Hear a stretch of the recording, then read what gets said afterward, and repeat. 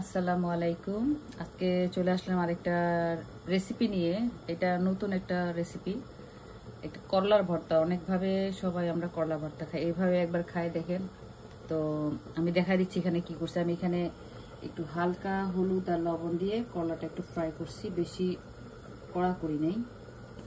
এখানে পেঁয়াজ একটু বেরেস্তা করা আছে, এখানে রসুন কুচি আর কিছু চিংড়ি মাছটা দিলে একটু দাঁতের নিচে পড়ে, বেশি ভাজার দরকার নেই, একটু কাঁচা শক্ত হয়ে যাবে পরে। আর এখানে আছে বেশখানে আলু কুচি করে, এটাও ফ্রাই করে নিছি এই যে। আর এখানে তো আছে শুকনা মরিচ। তাহলে এবার এখানে সাথে আবার একটু অ্যাড করবো আমি একটু কাঁচা পেঁয়াজ। আমি এখানে আগে এই যে মরিচটা একটু ভাঙে নিই, নাহলে মরিচটা পরে ভাঙানো যায় না, সফট হয়ে যাবে। আমি এখানে আগে চিংড়ি মাছটা একটু ভাঙে নিই।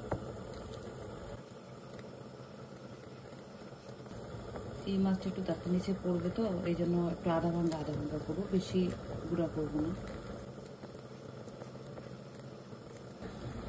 এবার আমি কিন্তু সবগুলো করলার আলু আর চিংড়ি মাছের মধ্যে কিন্তু একটু হালকা করে লবণও দিচ্ছি, যার কারণে লবণটা বুঝে শুনে সবাই দিবেন।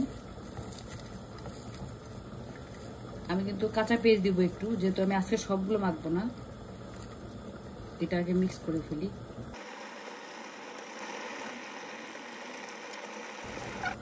আমি এখানে অর্ধেকটা উঠে রাখছি, যেহেতু কাঁচা পেঁয়াজ এখন দিব, এটা কালকের জন্য।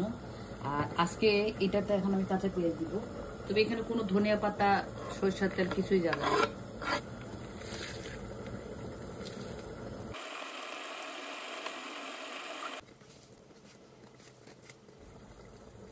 এই যে আমার করলা ভাতাটা হয়ে গেছে, এটা গরম গরম ভাতের সাথে অনেক মজা, একবার খাই দেখবেন। তারপরে সবাই ভালো থাকবেন, সুস্থ থাকবেন। আর করলা অনেক একটা পুষ্টিকর খানা, সবাই খাবেন। তো এভাবে ভর্তা বানায় খাই দেখবেন, অনেক মজা লাগবে, গরম ভাতের সাথে খাবেন।